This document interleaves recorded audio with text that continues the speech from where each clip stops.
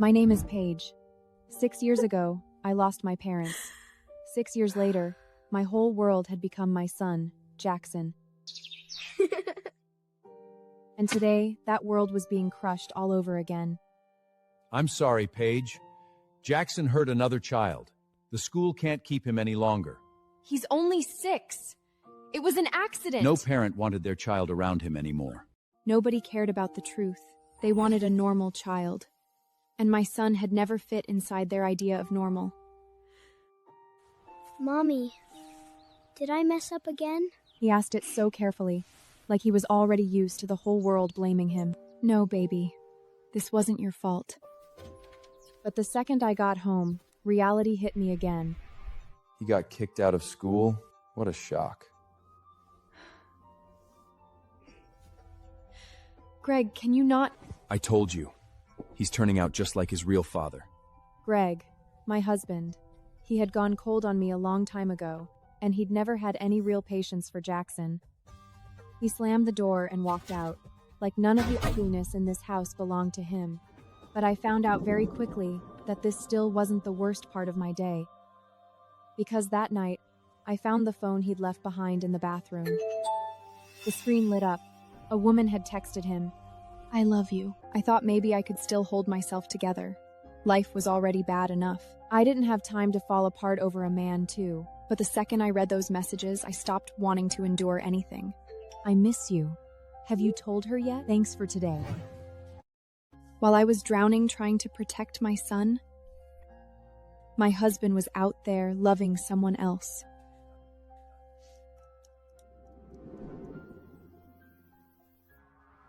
The next morning, I know what you've been doing, Greg.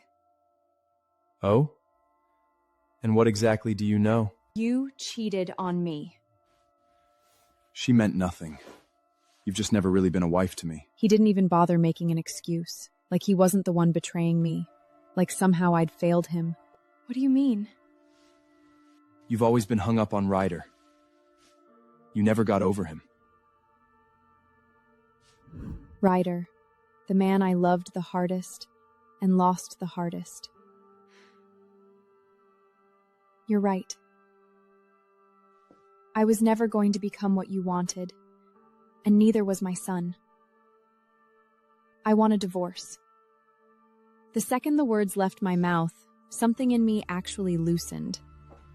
I went upstairs and started packing. He didn't stop me. He didn't even say sorry. Mommy, where are we going? Somewhere nobody knows us. Is Greg not coming? No. From now on, it was just us. When I said that, I was terrified. But what scared me more was what staying would do to Jaxon. Then I called the only one who truly cared about me. Paige, stop hesitating. Start over. Poppy, my younger sister, the only person in the world who still caught me when I fell. But before I left for good, there was one last thing I needed to do. I needed to visit someone who had disappeared from my life years ago. Before I left town, I went to 2 places. The first was my parents' grave. The second was Ryder's house.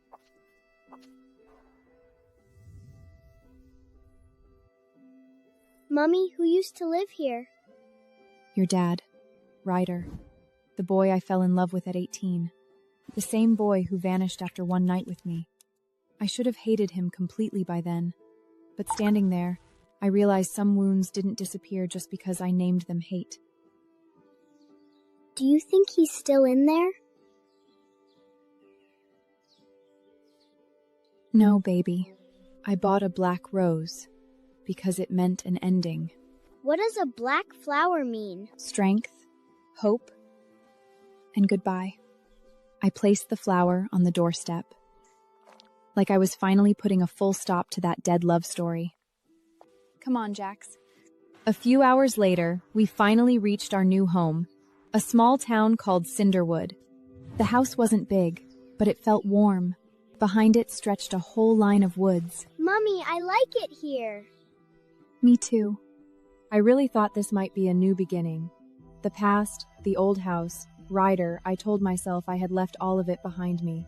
Until that night, when I stood by the window and saw something move in the trees.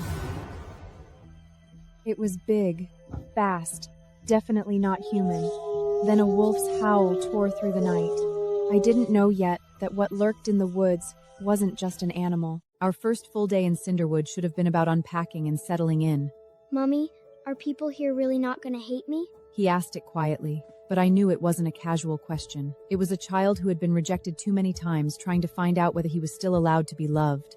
No one's going to hate you. This place is going to be different. That was what I told him. It was also what I was desperate to believe.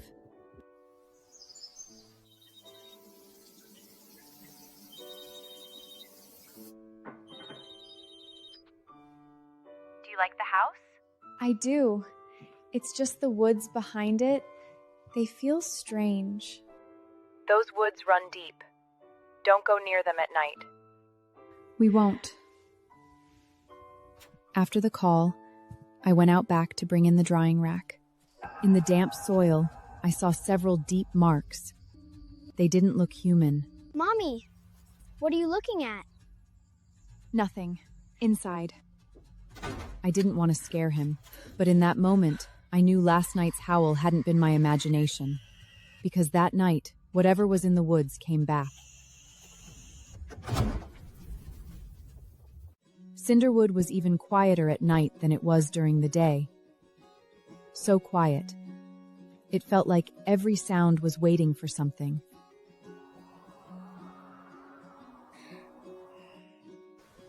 Mommy, can I leave the nightlight on? Of course. After I got Jaxon to sleep, I went back to the window. The shape was there again, closer than it had been the night before. What are you? It stopped at the edge of the trees and went completely still, like it was making sure we were still there. In that moment, I wasn't just scared. I felt marked by something. Mommy? It's okay, baby. Just the wind. That was what I said. But I knew whatever was out there was not the wind. The next day, I finally saw another face of whatever had been watching us.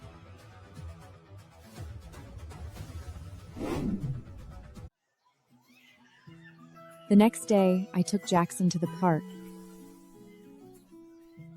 hoping he'd forget the howl. He hung from the monkey bars, straining for the third bar. I'm gonna make it to the third bar this time. Slow down, baby. Don't rush. But he still fell. The second time, the third time, and then he lost it. I hate this! I hate it here! Oh,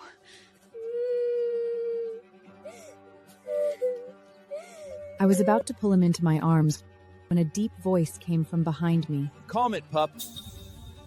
Jaxon actually went still, not frightened into silence, more like settled by something that somehow felt familiar to him.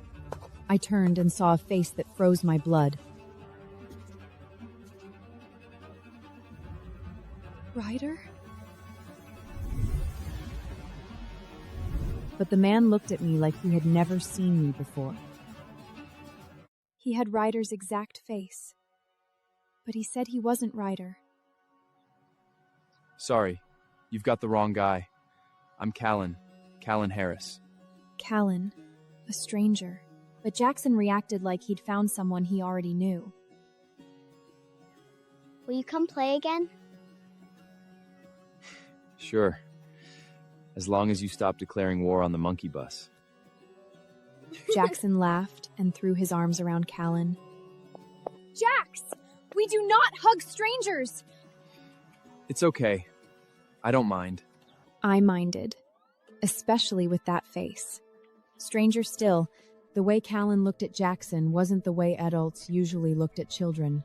It looked like surprise, like recognition, like a kind of familiarity I didn't understand.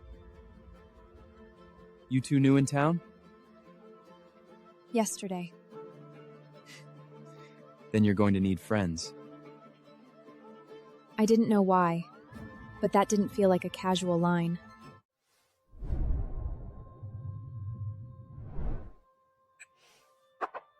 I went home and couldn't get Callen's face out of my head. Meanwhile, Callen had already gone back to the pack.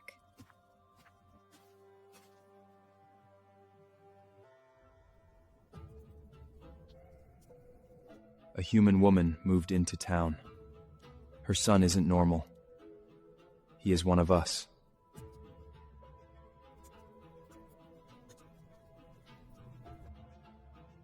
Callen, Ryder's long-lost twin brother.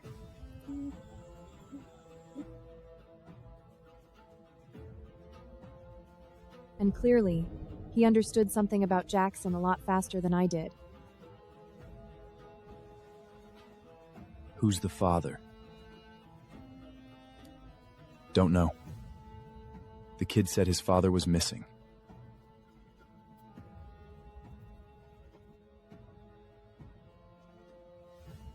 Ryder's expression changed instantly. I'll kill the bastard who abandoned a shifter pup. He said it through clenched teeth.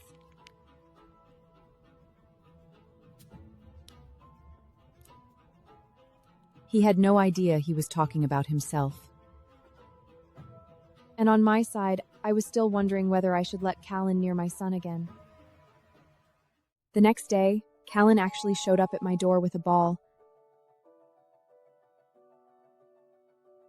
Sorry to visit without informing you. I thought Jax might want to play more. You actually came. I said I would. The second Jaxon saw him, his whole face lit up. Callen! He ran too fast, nearly fell, and Callen caught him. Easy there, buddy. I stood in the doorway and watched them kick the ball around in the yard. The whole thing felt so wrong it made my chest ache.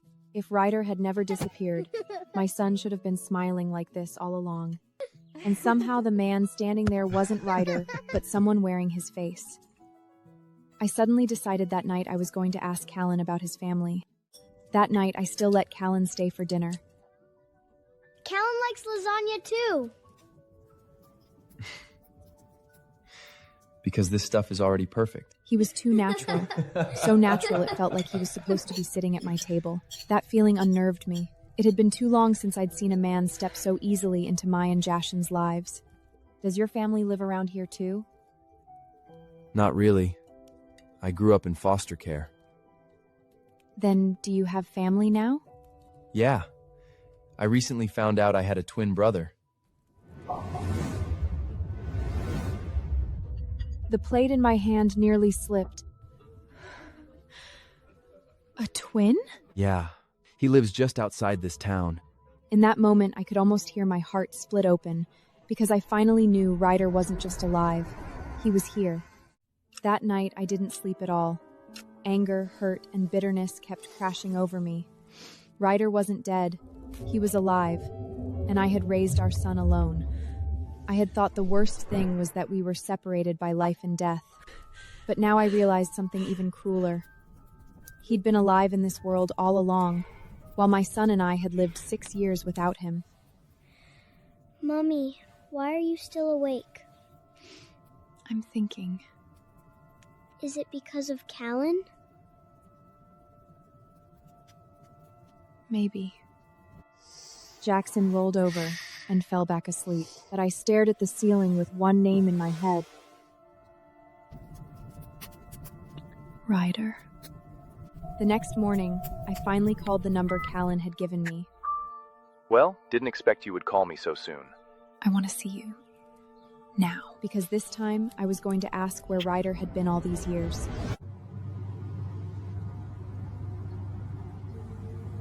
I was on my way to meet Callen, but on the other side, Callen had already started suspecting who Jaxon really was. 6 years old. Blue eyes. Missing father. Don't tell me that sounds familiar. The man standing in front of him was Ryder. What exactly are you saying? I'm saying the kid might be yours. Ryder looked like he'd been struck by lightning. No. The woman's name is Paige. The second he heard Paige's name, everything in Ryder's face changed. He started remembering that night 6 years earlier. Clearly, that night hadn't been something he could forget, either. And I had no idea the man on the other end was already falling apart.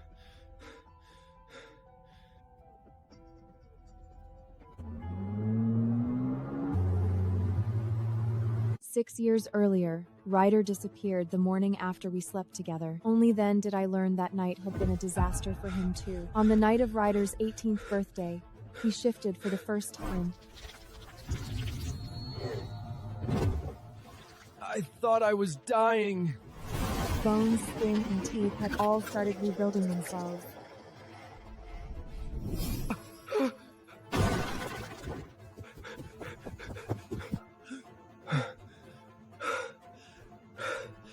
I can't go back to her. What if I hurt her? So he ran. Not because he didn't want to stay, but because he was afraid. Later, Ron brought him into the pack.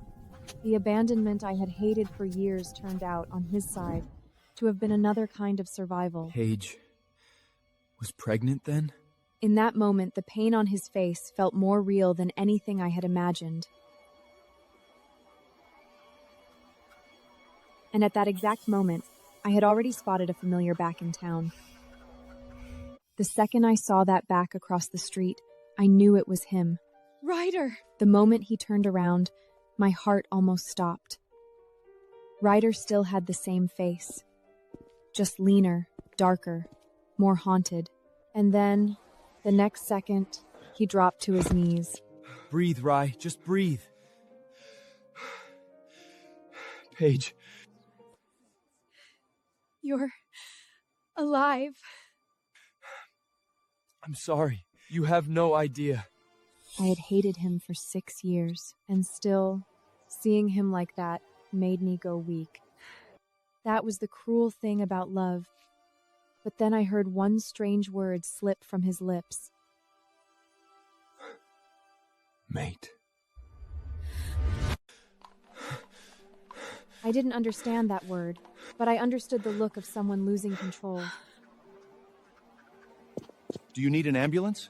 No, he's just not feeling well. I didn't believe that for a second, and Ryder didn't look unwell in any normal sense of the word. We need to get him out of here. What the hell is happening to him? Paige, come with us first. I'll explain. What is this? Is he high? Not the way you mean. That answer finally set me off. Really? 7 years ago, he slept with me and left me alone in that tent. After that, my life fell apart. I raised my son alone.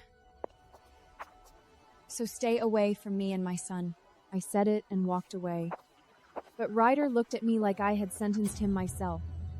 I thought saying the cruelest thing possible would end it. I was very quickly proven wrong. Next day, I took Jaxon into town, and Ryder was there again, standing right in front of me.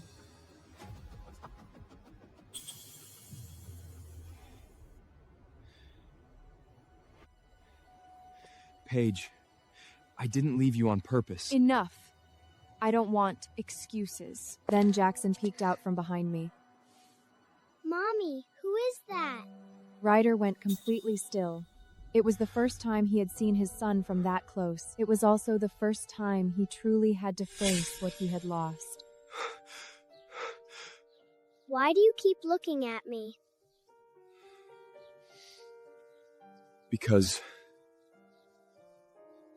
you look like someone I know. And then the thing I feared most finally happened. Do you know my dad? In that second, the air seemed to freeze. He couldn't get a full sentence out. Jax, come here. But Mommy... Now. I pulled Jaxon behind me. Don't you go near him. Paige, I'd never hurt him. You already did. You hurt both of us. I took Jaxon and walked away. But when I glanced back, Ryder was still standing there. He watched us walk away like a father who had lost everything, but I couldn't afford to soften, because if I did, the one who could get hurt again wouldn't just be me. But Callen didn't give up. He decided to try another way in. One way out of there, hi. Callen was smarter than Ryder. He knew pushing too hard would only make me take Jaxon and run. Don't push her. Then what am I supposed to do? Make her trust us. Protect Jax first. Meanwhile, Jaxon started having the same dream over and over.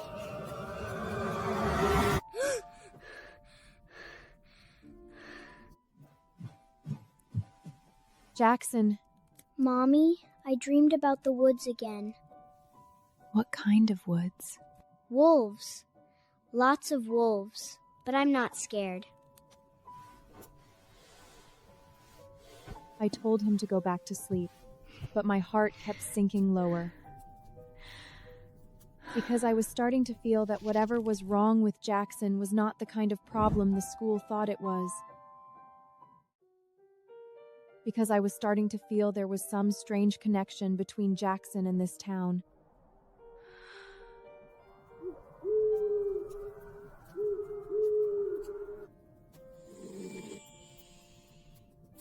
The next day, I took Jaxon to the school. Regina, the head teacher there, welcomed us instead of interrogating us. Please, call me Regina. You're not worried about my son's history? I care more about the kind of person he can become. Jaxon made friends with a few children almost immediately. That's fast. He'll like it here. I watched those children and something felt off. They were too quiet, too alert, too much like they were scenting one another. But for the first time, Jaxon wasn't being pushed out.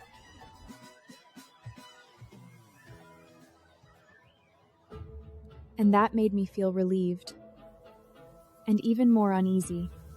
And that same night, I saw that giant shape in the woods again.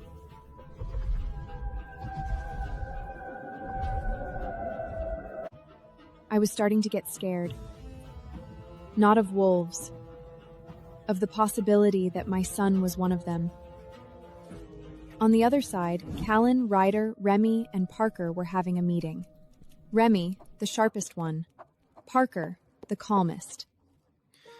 Jax is getting close to his first real loss of control. If Paige stays in the dark, this gets worse. Then we tell her. You think a human's going to believe any of this? So it wasn't just me who was afraid. They knew something was happening to Jaxon too. And they clearly understood its meaning better than I did. And as I stood at my window, I saw that giant shape move through the woods again. What the hell is that? Because next, I finally decided to ask Ryder one question. What exactly were they? In the end, I still went to Ryder. Not because I believed him, but because what was happening to Jaxon had already pushed me past the point where pretending was possible. What exactly are you? I can't explain all of it at once. Then tell me the part that matters most. Ryder looked at me like he was weighing everything, whether to keep lying to me or drag me fully into another world. Callen, Remy, Parker, and I weren't normal.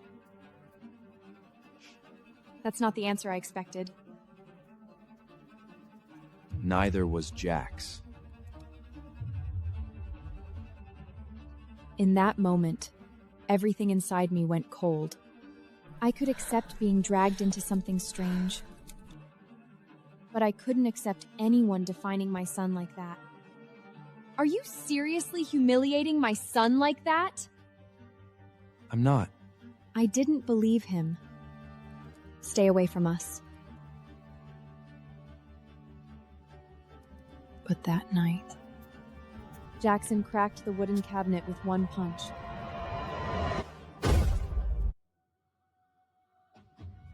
I kept telling myself Ryder was lying. Until Jaxon lost control right in front of me. I didn't mean to! He just got frustrated because a toy jammed, but the next second, the cabinet door split clean down the middle. Jax, don't move. Stand right there. Mommy, is something wrong with me? That question nearly tore my heart open. Jaxon was never most afraid of pain. What he feared most was being different from everyone else. This wasn't your fault. But even as I said it, my hands were shaking. Mommy, are you scared of me? I'm scared of anyone hurting you. And for the first time, I thought back to what Ryder had said. Neither was Jax.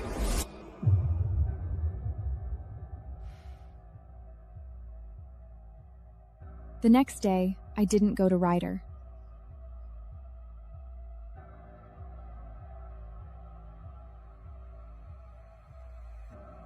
I went to the one man who looked least likely to lie to me, Parker.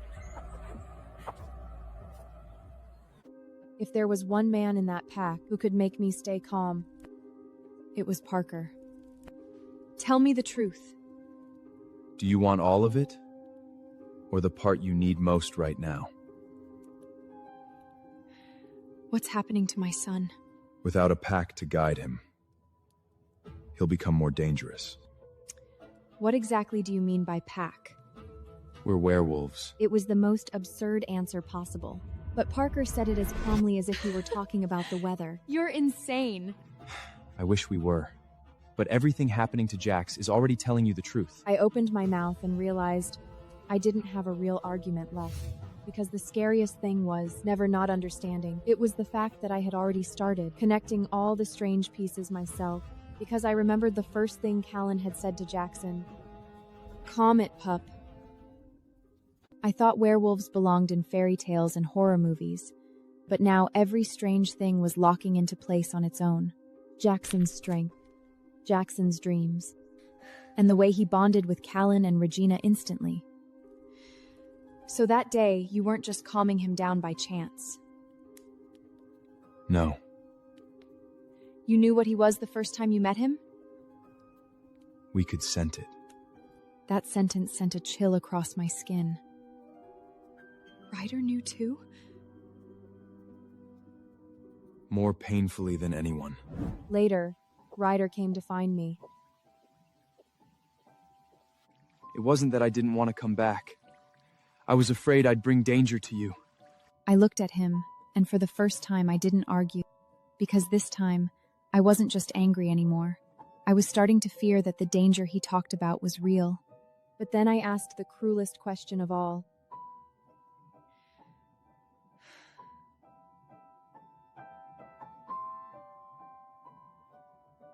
Then why did you never come looking for us? If the werewolf part was the truth, this question was the wound. If you were alive, why didn't you ever come back for me?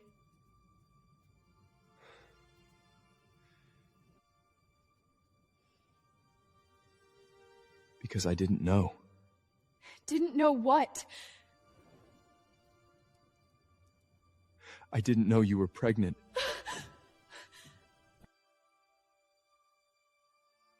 His voice was wrecked when he said it. If I'd known, I would have come back. No question. But you still left. I know. There was no defense, no excuse, just pain that had arrived 6 years too late. I should have kept hating him, but somehow, those 3 words I didn't know hurt more than any excuse would have. I don't know if I can believe you. Then don't.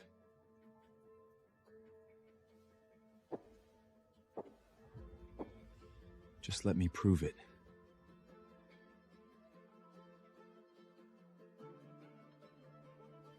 And the first person to weaken me wasn't Ryder.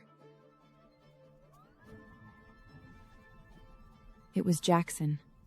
Ever since meeting Ryder, Jaxon had started bringing him up all the time. Mommy, is Ryder coming today?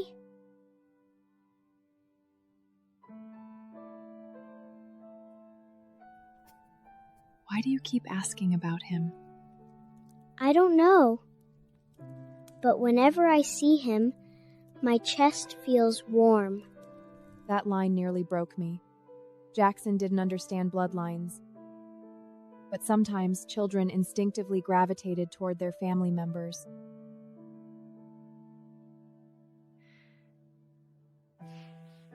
Maybe because you like him. Then I like Callen too. Yeah, I noticed that. I tried to smile, but something heavy settled deeper inside me, because children didn't lie about feelings like that.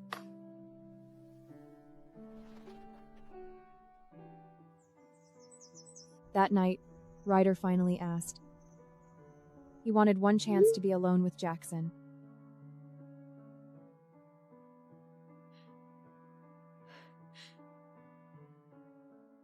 I hesitated for a long time, but in the end I said yes. 1 hour. That's enough.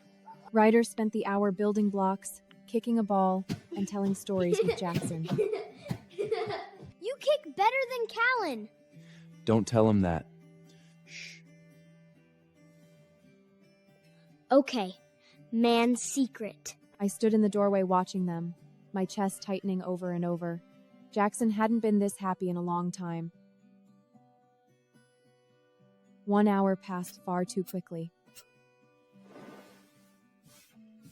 I should go. Will you come see me again? Ryder's eyes visibly shone. Anytime you want me to. I realized Jaxon started to depend on Ryder, and for the first time, I realized I was starting to soften.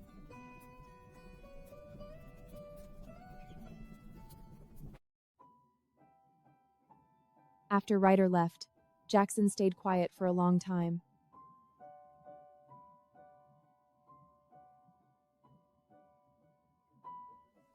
What are you thinking about?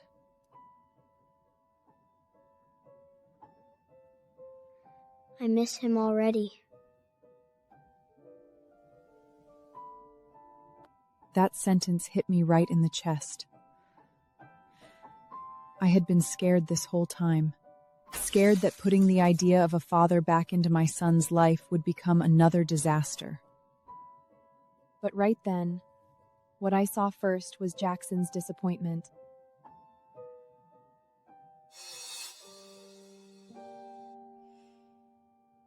You've been carrying everything alone for too long. At some point, Callen had appeared behind me. Do you ever make noise when you walk? Depends on my mood. I should have been annoyed. But somehow that line almost made me smile. You don't have to forgive anyone yet. But you also don't have to carry all of it by yourself.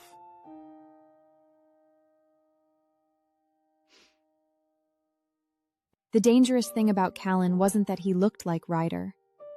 It was that he always showed up at the exact moment I was trying hardest not to break. I looked at him and realized for the first time that Ryder wasn't the only one affecting me. I started really looking at the 4 men around me. Ryder, guilty and intense. Callen, warm and fearless. Parker, steady. Remy, sharp as a blade. Are the 4 of you always this weird? Depends on your definition of weird. If you mean not letting go of each other, then yes. They talk too much. I don't.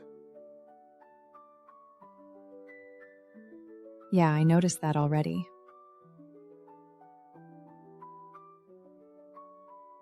I had thought only Ryder could drag me back into the past. But now all four of them were pulling me towards some future I had never expected. That scared me. Because I knew that once I stepped into it, there would be no going back to the life I used to have.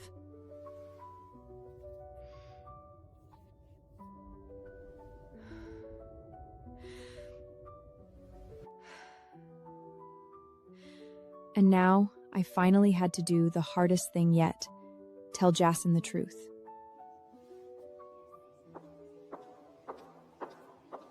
I sat on the edge of Jackson's bed and felt like I was delivering a sentence. Jax, there's something I need to tell you. Is it about Ryder? Yes. He sat up immediately. He might be the person you've been waiting for. You mean... I still can't say everything for certain. But I think you deserve to know that he matters to you. Jaxon looked at me, and his eyes slowly turned red. Then... is he going to leave me again? In that moment, I could barely speak because that one word again cut too deep. Even Jaxon had already learned not to trust the idea of a father too easily. This time, if he tries, I'll kill him. Jaxon finally let out a tiny laugh. But next, Ryder had to face more than the word father. He had to learn how to truly get close to his son.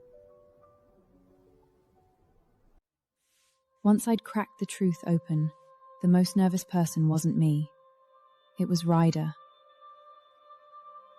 You look like you're heading into battle. Feels like it. For the first time, he was approaching Jaxon in a more honest role.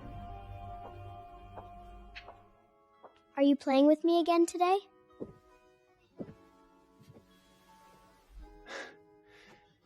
If you want me to.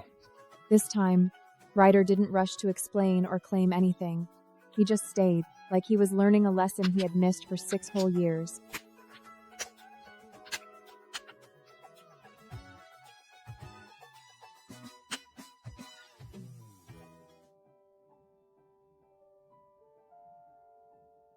Ryder. It wasn't Dad, but for Ryder, those 2 syllables were enough to make his eyes burn. I suddenly understood that some bonds weren't built by a single claim. They were built moment by moment, by showing up.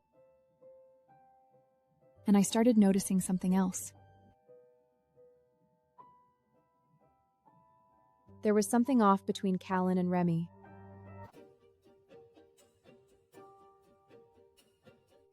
I used to think Callen and Remy were just close pack brothers. I didn't think that anymore. Remy always looked like he wanted to bite the world in half. But every time Callen spoke, Remy looked at him first. Are the 2 of you always this weird? You really like that word lately. Mind your own business. Right, so that's a yes. Remy acted like I annoyed him. But whenever something happened, Remy was always the first one stepping in front of me. I was no longer sure whether he hated me or cared too much. The relationships in this pack were clearly far more complicated than I had first thought. And somehow, the more complicated it got, the harder it became for me to step away.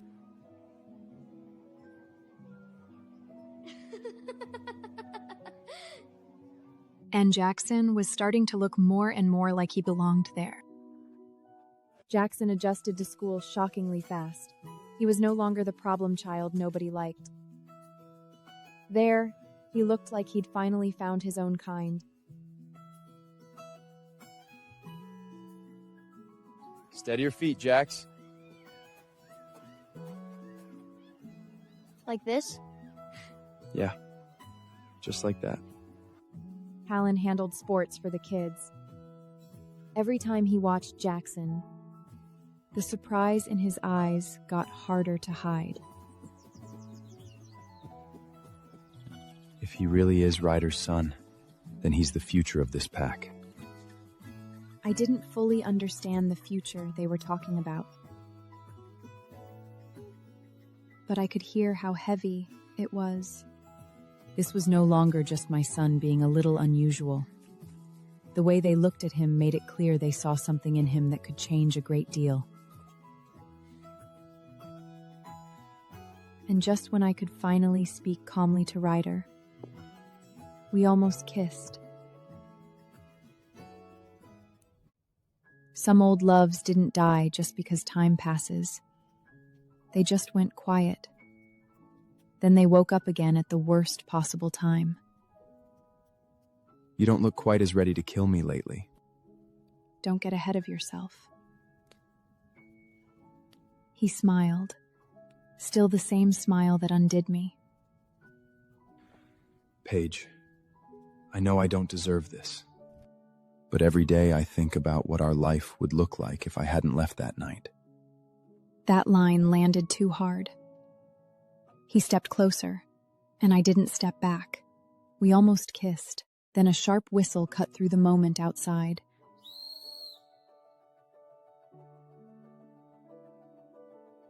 I knew I should have been grateful for the interruption, but when I stepped away from him, what rose in me wasn't relief.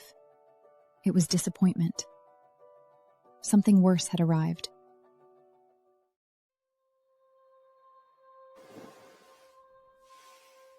I couldn't sleep that night, so I got up and went to the window. And I saw something I wasn't supposed to see. Two figures were tangled together in the trees. It was Callen and Remy, not fighting, kissing.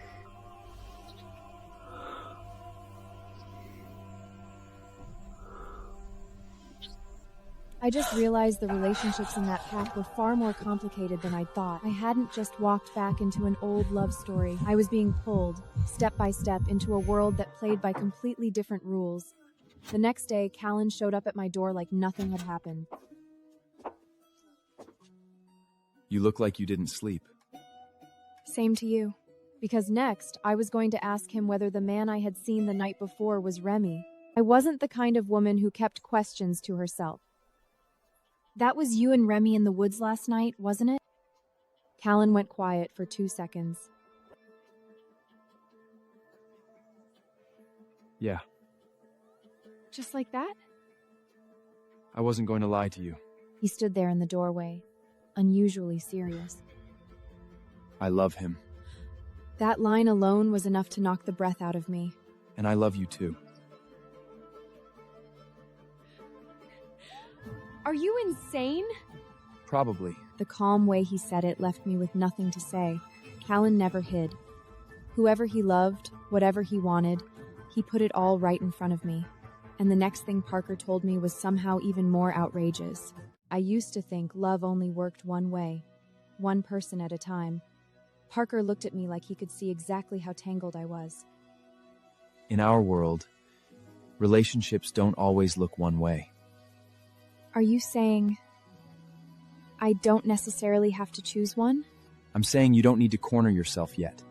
He was always like that. He always hit the deepest nerve.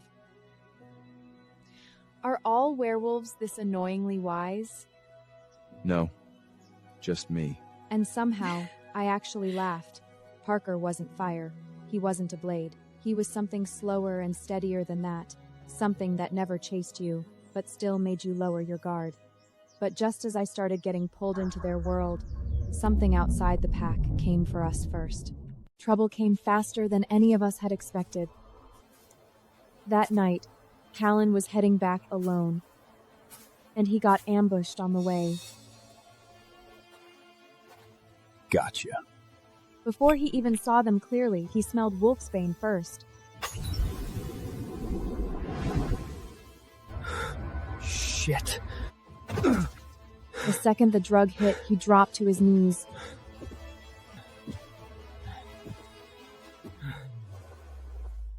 Tell your alpha we know about the boy. The boy. They weren't after Callen.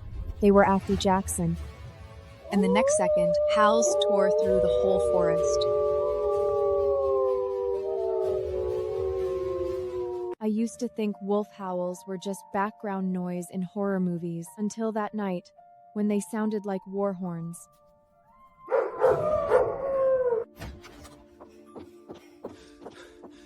They moved first. Get the enforcers. Move. Ryder, Remy, and Parker were gone in a flash. I sat on the bed holding Jaxon. For the first time, I truly understood this wasn't some secret fantasy romance. This was their real war. Mommy, is Callen going to die? No. But the truth was, I wasn't sure at all. Near dawn, they finally brought Callen back. He was alive, but the hunters had left behind one word. Air. And every pair of eyes in the room landed on Jaxon. From that day on, Jaxon and I were no longer safe. So I moved with him into the pack cabin. Wow! Are we living here now? For now, yes. Awesome! To Jaxon, it felt like he had suddenly gained a new home. But for me, it meant there was no going back to ordinary life. Welcome to the wolf, Ned.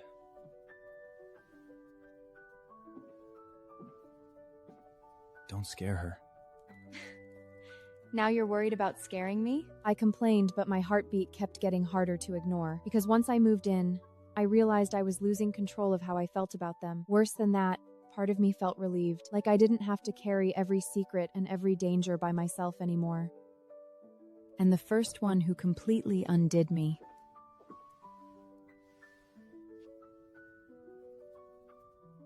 was a man learning how to become a father. After moving into the pack, I finally got to see how Ryder learned to be a father. Ryder, my button's stuck. Hold still. I've got it.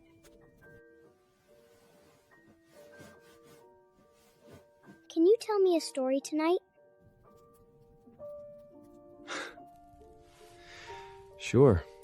As long as you don't mind if I'm terrible at it. He had missed 6 whole years. Now he acted like he wanted to make all of it up at once.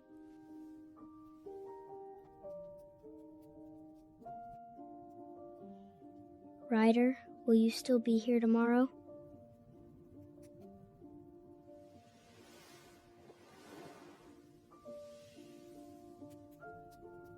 I will.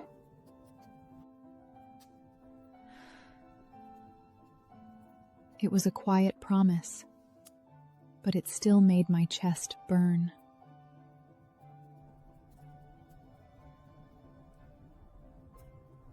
Because I knew that for Jaxon, will you still be here tomorrow, was never a casual question. It was a child who had already been left behind once, trying to make sure it wouldn't happen again.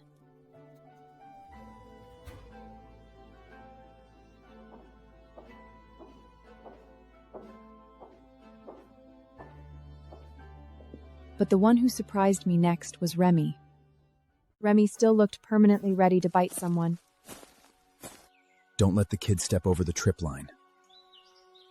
Can you say one thing without sounding like a threat? No. But half an hour later, when Jaxon slipped off a stump, Remy was the first one there. Watch your footing. You caught me! Because your cry annoys me. Jaxon grinned at him, and Remy was the one who looked away first. Do you like my mommy too? Jax! Because you always stand in front of her first. Remy was practically blushing, but his mouth stayed sharp. Shut it, kid. Remy always sounded like he was pushing people away, but when danger showed up for real, his body always answered first. But the first one to lay his cards on the table wasn't Remy. It was Callen.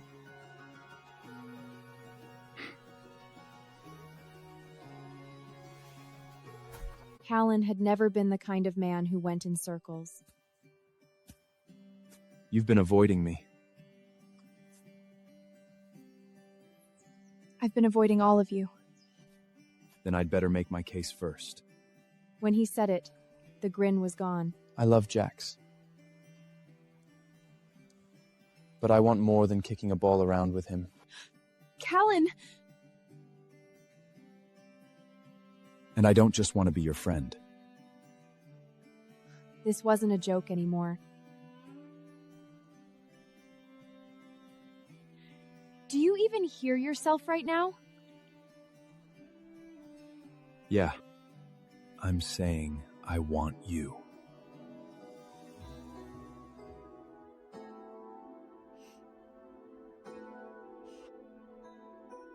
I didn't push him away. And that was more dangerous than any answer.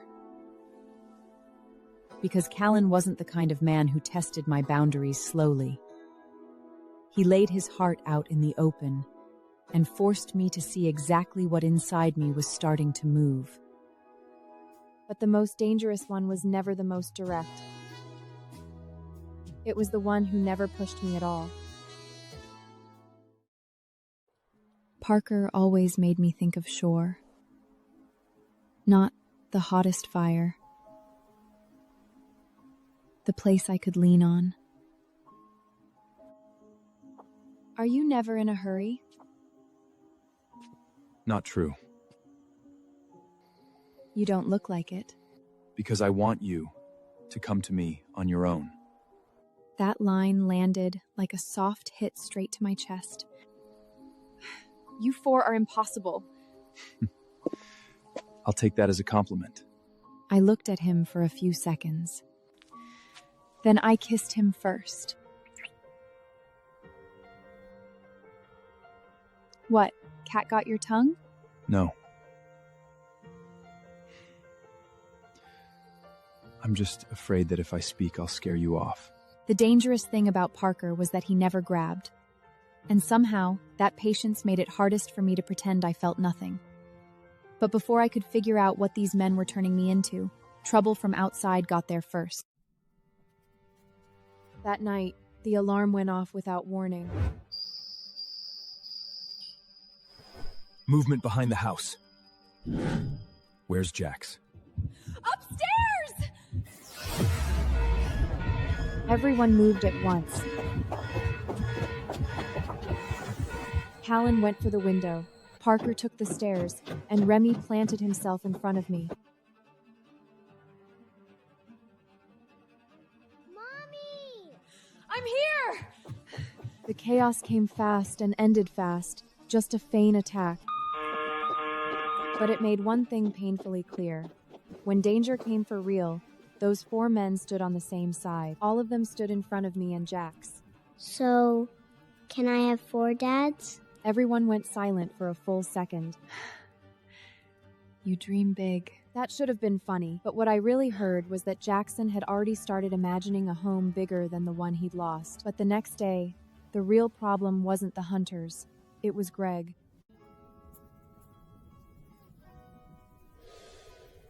I was almost starting to forget Greg's face. And of course he chose that moment to come back. You really thought moving here would make you disappear? What do you want? To see my wife and my son. The words "my son" almost made me laugh. Since when do you ever treat Jax like your son?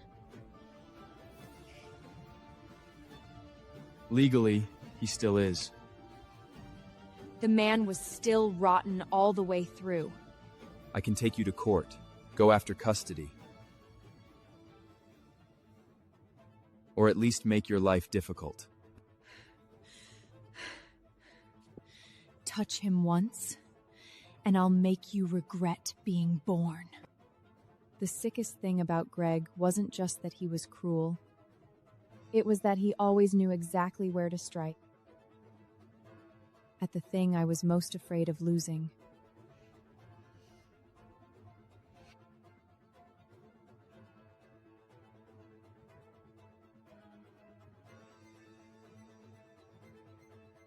When Ryder heard about it, he was one breath away from tearing Greg apart. If murder had been legal, Greg would have been dead already.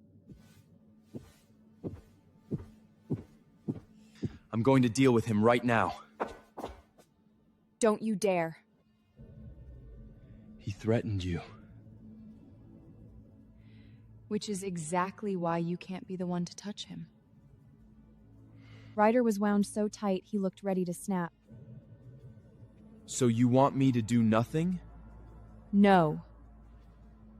I need you to do something more important. What? Take a DNA test. The room went so still it felt frozen. Okay.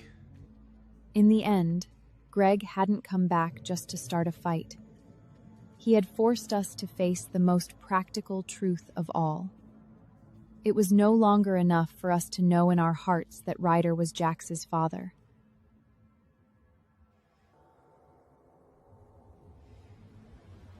And somehow, the person most afraid of the result was Ryder himself.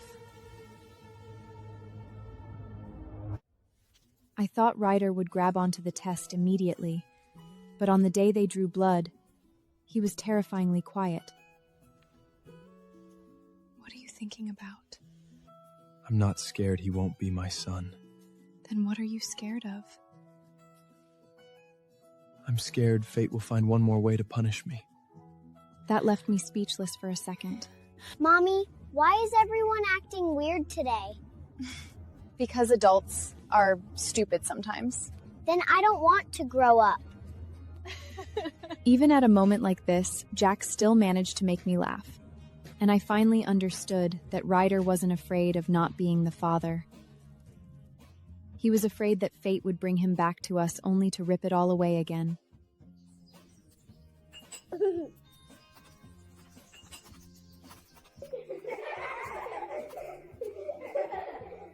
But before the results came back, the pack somehow got a few stolen moments that felt like home.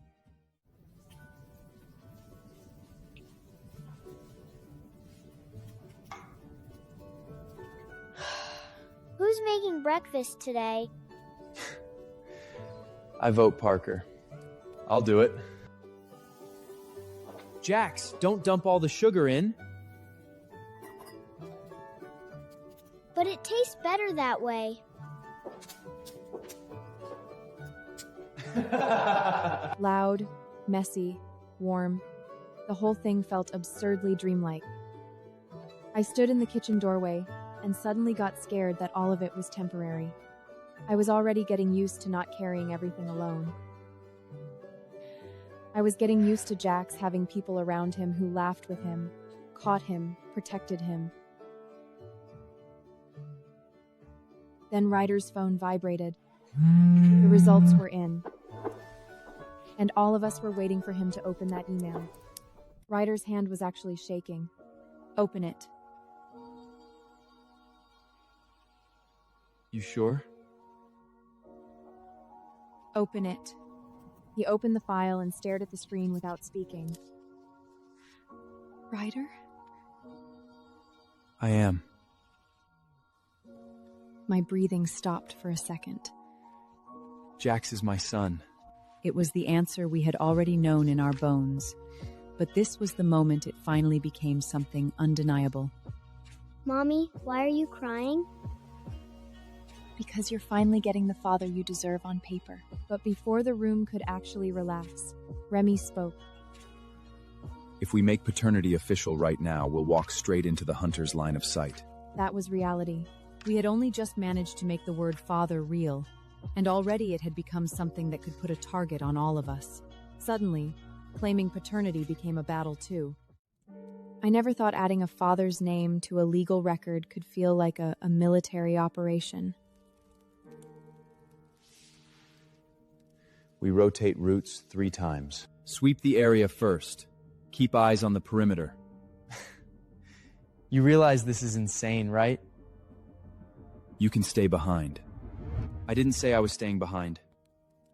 Watching them build an actual operation around paternity paperwork was so absurd, I almost laughed. Are you all always this dramatic? Only when it's about you and Jax.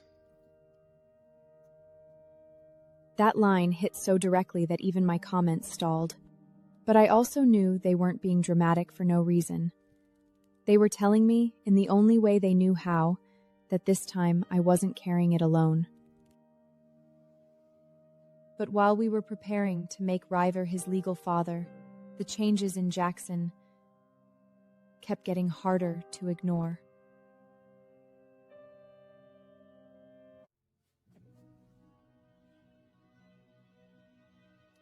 Something about Jaxon had been changing. Not worse, stronger.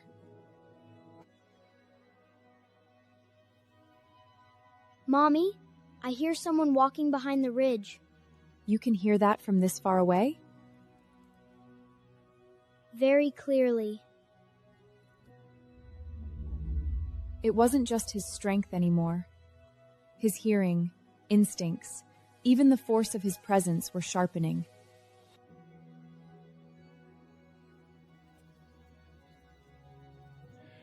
This child isn't an ordinary cub. What does that mean? He may be more than an alpha's son. He may be the heir. The second that word was spoken, the whole room changed. In that moment, I finally understood why the hunters were after Jax. They weren't after just any child. They were after a future that hadn't fully taken shape yet. And somewhere else, Greg finally did the thing he did best. Betrayal. I had always known Greg was rotten, but I still underestimated how low he could go. I know where the woman and the boy are. Pay me, and I'll give you the address. When I heard the recording, I nearly crushed the phone in my hand. He sold me and Jax out? Yeah. I'll kill him. No, I didn't cry this time. For the first time, I just understood completely that this man was beneath trash. I want him alive long enough to see exactly what a failure he is. Greg used to be just a pathetic husband I wanted to leave behind. But from that moment on, he became the man who would sell my son to the enemy. But the hunters didn't give us time to keep planning. They came fast.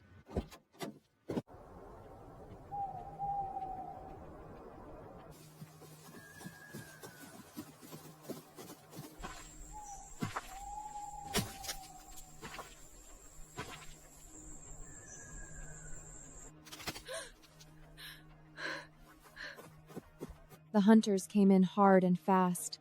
I barely had time to hold on to Jaxon. Paige, run. Jax is still— You're the target!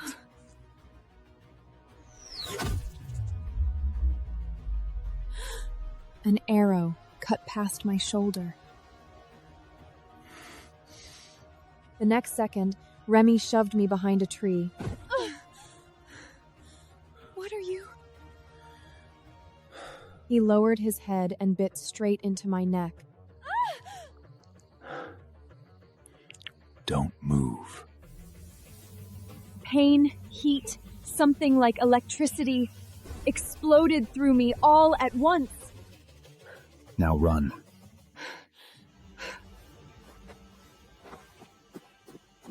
And for the first time, I heard his voice inside my head. Left. Don't look back. I didn't have time to understand what he'd just done. I only knew that Remy had shoved me out of death's trap in the most brutal way possible. I finally understood why Remy had bitten me. Remy's bite wasn't a claim. It was survival. Suddenly, I was moving fast as wind. Faster. Stop ordering me around. If you die now, who am I supposed to piss off later? Even then, he still had to be a smartass. Remy! It was the first time I was that afraid of losing him, and it was the first time I understood this clearly.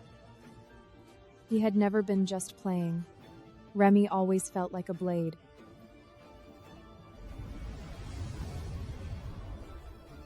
And yet, when it mattered most, he threw himself into danger first, so I could stay alive. But when he came back, he had to face more than me. He had to face the other 3 men, too.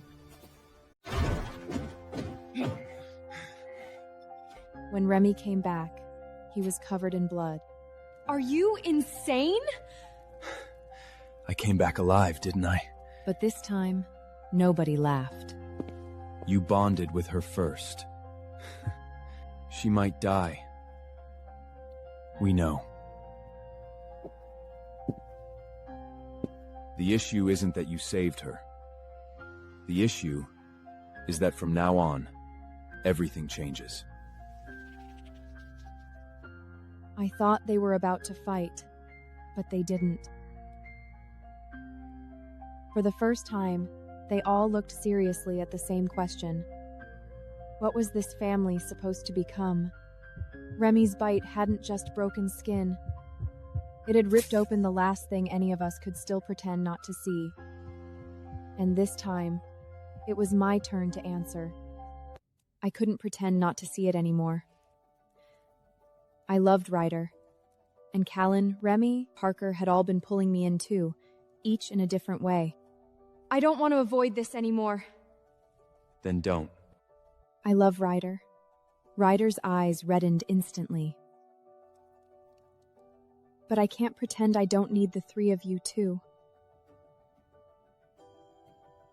Do you realize how dangerous that sentence is?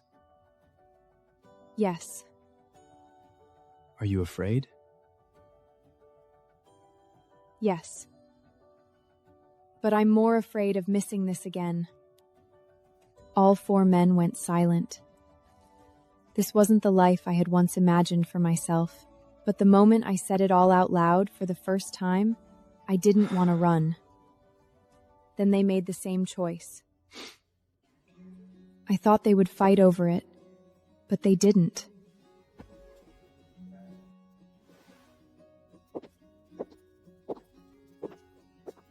I'm not letting you carry this alone again.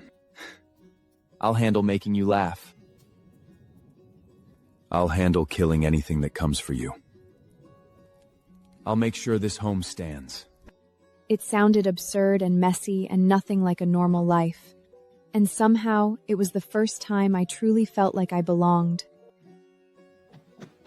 So I really do get 4 dads now?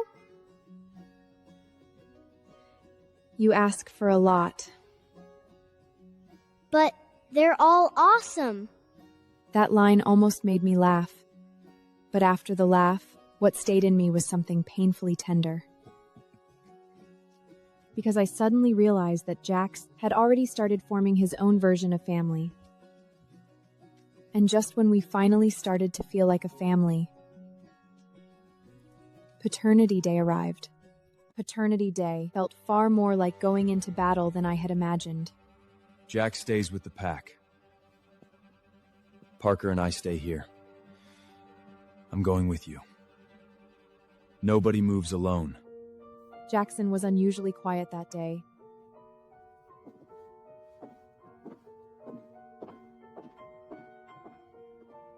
Ryder. Yeah? After today, can I still call you that? Ryder looked like he didn't understand at first. Then Jaxon threw his arms around him. Dad. Ryder couldn't get a single word out. That one word landed harder than I had imagined, because it wasn't just a title. It was Jax placing his heart, for real, into Ryder's hands. And with that one word, Dad, today became something we absolutely couldn't lose. When the car crossed the pack boundary, a strange feeling hit me. Like we weren't just going to register a name. Like we were declaring to the world that Jaxon had a father, a mother, and a home. Stop drifting. Watch the road. I'm reflecting. Reflecting on what? that I'm apparently heading to file paternity paperwork with 2 werewolves and a trunk full of weapons. You've adapted well. Ryder reached over and took my hand. When we get back, all of this becomes official. For me, it's already been official for a long time. The car kept moving. Then somewhere in the tree line, a cold glint flashed. A sniper scope. In that moment, I didn't scream. I didn't freeze. I simply understood. Completely. At last. We had only just managed to build this family, and the people who wanted to destroy it were only just beginning. The real war was only just beginning.